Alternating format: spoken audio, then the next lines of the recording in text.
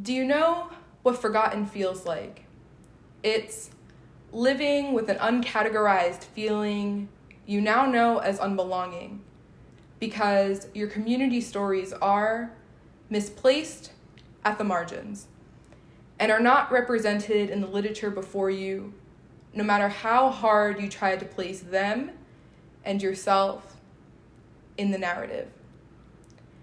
As a second-generation Puerto Rican, born in New York and raised by New Yorkers in South Florida, my childhood consisted of awakening to the sounds of salsa, smell of café pilón, spoken Spanglish, and chopping of sofrito verde, before heading to school, where I sat in a classroom and wondered if today is the day my teacher would finally teach about my community.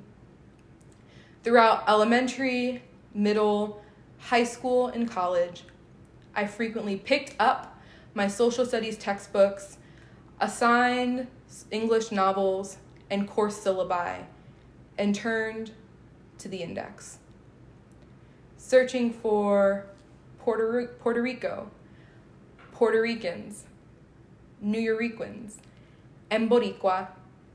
I hoped to find pages of Puerto Rican narratives illustrating our stories of resiliency, pride, and culture. But every time I felt a combination of frustration, disappointment, and sadness, because when I turned to the index and we were not mentioned, I knew I encountered erasure. I was missing a foundational piece of belonging, a cultural artifact of ancestral stories bridging me to knowledge produced by Puerto Ricans. I needed an outlet where my community and culture was situated at the center of classroom pedagogy through transformative literature that created a space to imagine the possibilities of what real-world making looked like. But without this, I went lesson to lesson, acquiring more questions about my identity than answers. The legacy of the United States education system is complicit in whiteness. It is whitewashed at its core and infiltrated with dominant white American narratives that solely teach within frameworks of unequal power and struggle. Master-slave, Indian Removal Act, segregation. The permeation of white privilege in education emboldens racist education standards, as the refusal to integrate diversity into the classroom maintains dominant white perspectives that validate the erasure of narratives for marginalized communities. As a result, students of color are educationally excluded because we face a lack of classroom resources that are culturally representative of ourselves and the communities we are a part of. We are forced to trust a system with implicit bias, a stereotypically driven institution that utilizes colonialist, white-centric education frameworks to perpetuate dominance by catering to white histories that strengthen students' frustration and their inability to connect in the classroom. It leaves us to internally question, where do I fit in all of this? Education plays a foundational role in our children's future. That's why the books they read in the classroom and at home must be representative of diverse narratives, so we can radically educate our youth on how power, privilege, and oppression operate in their own communities. Check this out. A 2018 study conducted by Sarah Park-Dowling and David Hewitt illustrates how white our literary canon really is.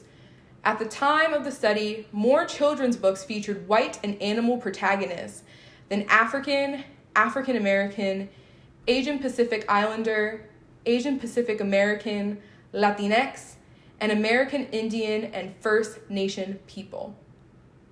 Y'all, I don't know about you, but this is deeply concerning. We must fight to rewrite the narrative, because how then do those same children, the homeless, the poor, and the broken, the misplaced and the marginalized who live at the margins without literature to turn to, take back a space to feel pride in their identity that the education system excludes before their brown eyes? In the same breath that America clouds their community skies with mining facilities and muddies their clear blue water with nuclear waste, whiteness perfects its systems of cultural genocide. So we continue with reflection. A young Puerto Rican looking back at their textbook, fueled with rage by the stories never written, and after years of frustration of trying to place myself in the narrative, I finally find policy debate in high school, an educational activity that challenges the status quo by arguing for the adoption or rejection of a hypothetical policy action carried out by the United States federal government. But instead of showing up to debate tournaments with a blazer and with briefcases and binders, like traditional debaters in the rich suburbs did, I showed up with pages of poetry and Puerto Rican literature debate elders placed in front of me. I advocated for community action, intercultural dialogue, social change in education, and freedom. And my debate partner and I won. A lot. It was an auspicious part of my debate career, a journey that would land me a full tuition debate scholarship to West Virginia University, my only shot at higher education, where I soon discovered upon arrival that my Puerto Rican community was not present here. And while grappling with the lived realities of my new home, where Appalachian mountains loomed in the distance, providing the air I needed to breathe from the Sunshine State suffocation, I turned to what I knew: representational literature that debate gifted me outside of traditional classroom settings, to imagine the possibilities of what real world making looked like through the stories of knowledge produced by Puerto Ricans, so I could establish roots in my new home. It inspired me to create La Resolana, the first college policy debate argument I wrote, in response to a topic about energy policy. It came after reading Resolana, Emerging Chicano Dialogues on Community and Globalization by Miguel Montel, Tomás Atencio, and Tony Mares, published in 2009. As a metaphor for knowledge gathered in our communities, La Resolana taught me the importance of creating spaces for intercultural understanding that builds collectivity, culturally, and linguistically in education.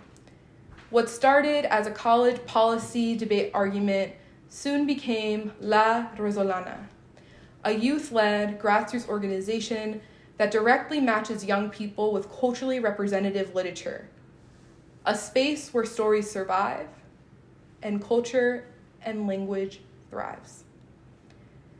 Education looks a lot different now. Cuentos from the past whisper a call for innovation to rewrite dominant white narratives in education by growing a garden of community knowledge to nourish the minds of those who feel forgotten. Grassroots organizing becomes a tool for bridging gaps historically created in our broken education system. And since starting the organization in 2018, La Resolana has matched over 400 students with culturally representative literature in South Florida, West Virginia, and Washington, D.C. We are the matchmakers for books that are representative of young people's lived experiences and cultural identities. And the process is simple. Students fill out our survey indicating what they yearn to learn, and we leverage community resources to match them with free books that encompass who they are and the communities they are a part of. Many students unaware of where to turn to when seeking answers about their identity come to us, and we plant a seed that will one day grow. rich in soil, but richer in heritage, through representational literature that provides a language to push marginalized narratives out of the margins and into the center, to imagine the possibilities of a world that surpasses the limitations of what the education system has taught us as possible. A world where we see ourselves in the pages and find connection with the stories that provide us with a feeling of familiarity and the desire to take action. La Resolana leaves them with books that provide a literary language to grapple with their real-world relationships by placing them in conversations with narratives that can help them answer the internal questions of, where do I fit in all of this? We received a letter from a 16-year-old boy who wrote, "I've never felt more connected to my Mexican heritage until I read the book you sent me. Borderlands by Gloria Anzaldúa introduced me to my Chicano-ness, and I thank you." I, too, read Borderlands when I was 16 and searching for answers about my identity. Marked with discovery, I hoped Gloria's words would do the same. I'm pleased they did. La Resolana symbolizes the power representational literature has for transforming the lives of young people. It signifies strength and rewriting narratives to dismantle the underpinnings of an education system that is complicit in whiteness, challenging the legacy of white supremacy by interjecting the voices of those misplaced at the margins, who we know would not be represented otherwise. If you're a parent or educator, I challenge you to disinvest from normative white narratives prevalent in our everyday classroom instruction, and instead invest in literature and curriculum that provide students with the tools needed to read, write, and change the world. It is your responsibility to pave pathways of possibilities for future generations by cultivating cultural connections that encourage youth to search within communal stories to encounter belonging. You can do this by simply questioning your own complicity in upholding an oppressive system and taking action. Ask yourself, who are the authors my students are reading? Are they Jacqueline Woodson, Elizabeth Acevedo, Louise Erdrich? Are you teaching the resilient stories of Ella Baker, Pedro Albizu Campos, Patsy Mink, James Baldwin, Lucy Gonzalez Parsons? Are you supplementing curriculum standards with the people's history by utilizing Howard Zinn's People's History of the United States and downloading free lessons from the Zinn Education Project? If you're a college educator, are you citing scholars of color and visibly incorporating them on your syllabi? And are you having conversations about race, gender, class, sexuality, ability, language, and body size beyond a dedicated month or curriculum unit in the classroom and at home, to show young people the importance of their lives beyond meeting education benchmarks and checking boxes so the work is marked as done? How are you being an active agent in confronting your own biases as an elder with power to control the narratives our youth consume? And where are you doing it? How often are you doing it? Here are a list of resources to rewrite the narrative. So this way, when a young Puerto Rican turns to the index of their social studies textbooks, assigned English novels and course syllabi, searching for ancestral stories, they won't be entirely greeted with frustration, disappointment, and sadness. Instead, they'll have answers, ones that you help them discover. Will you join me?